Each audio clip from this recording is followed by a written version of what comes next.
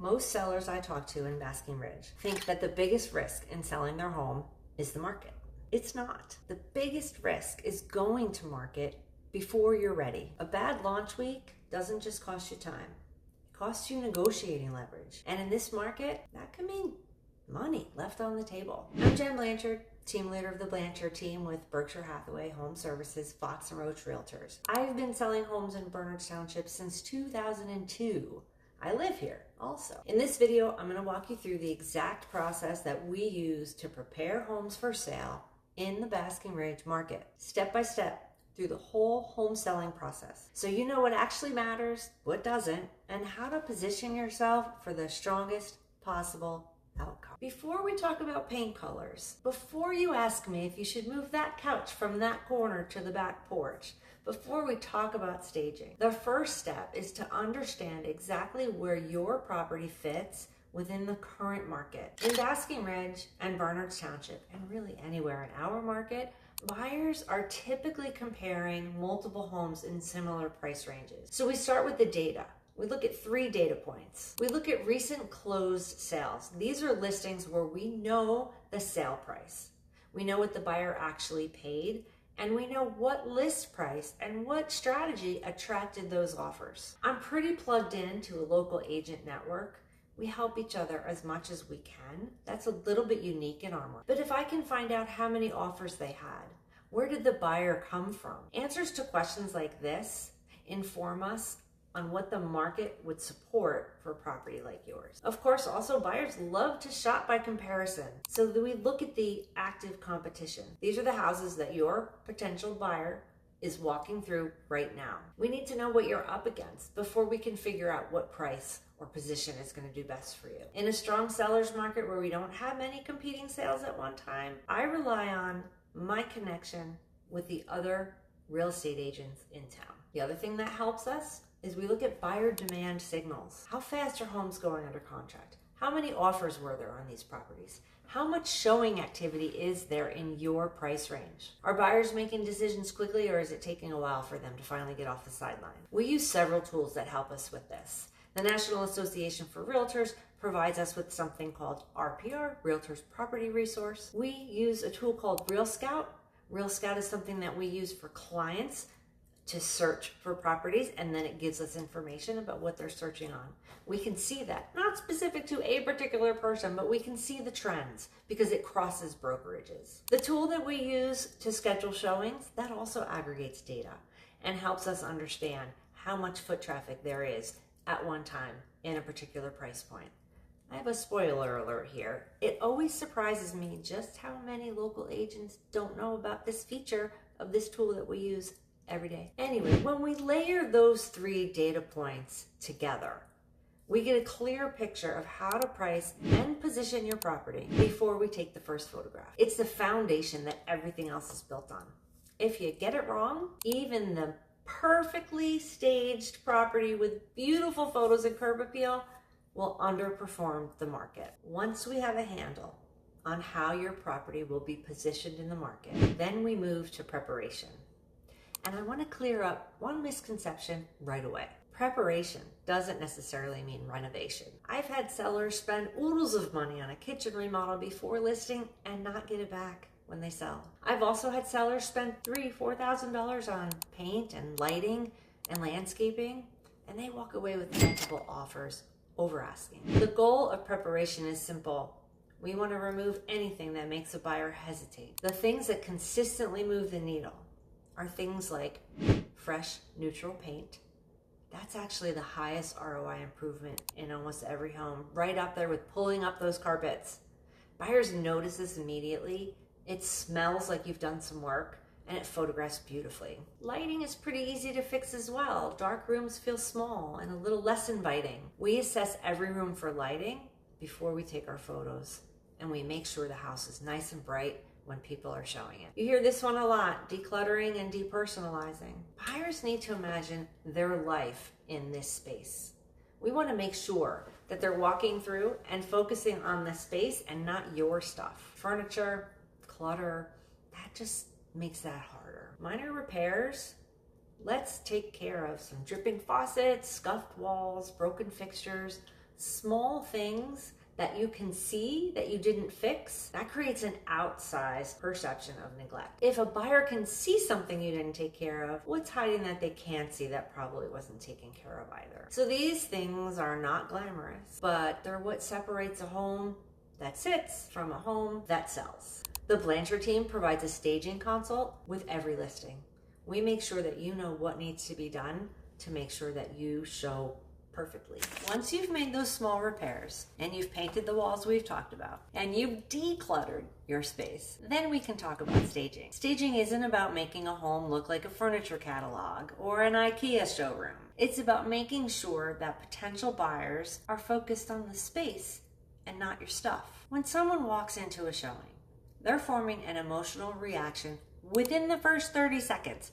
They're not deciding if they're going to buy your house in those first 30 seconds, but they are deciding whether it's going to get the time of day or any consideration. Staging is what controls that reaction. So in practice, effective staging usually means editing furniture, not replacing it, not adding it. In many cases, sellers have too much furniture, not too little. Removing a few pieces makes rooms feel larger, and it allows buyers, again, to see the space and not your stuff.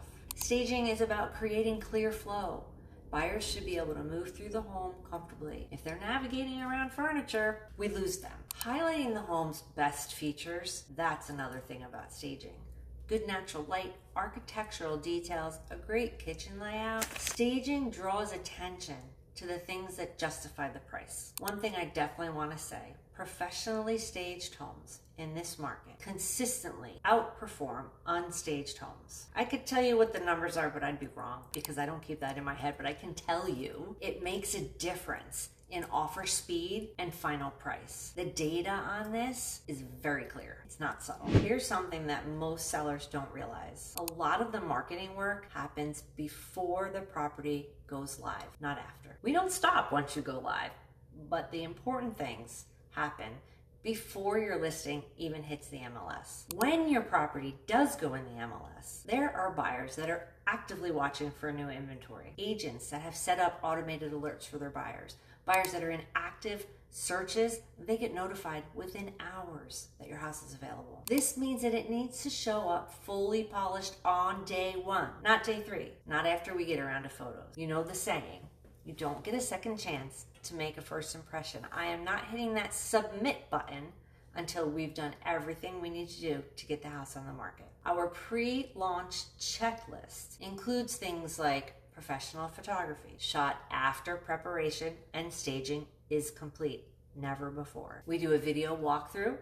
We have videos for social media, we have videos for YouTube, we have videos that go on the MLS, we have videos that go on Zillow. Buyers who view video before visiting are typically more serious and better qualified once they arrive. They know what they're there looking for. Listing copy. Your property description is written to speak directly to the buyer profile that's most likely to purchase your property. We don't use generic MLS boilerplate. My team also makes sure that those property descriptions are written for SEO and GEO, meaning we want to make sure that your property pops up in search results on Google and also on all of the many AI portals are out there. People search differently on Google than they do on ChatGPT. My team knows how to manage that. Digital marketing setup.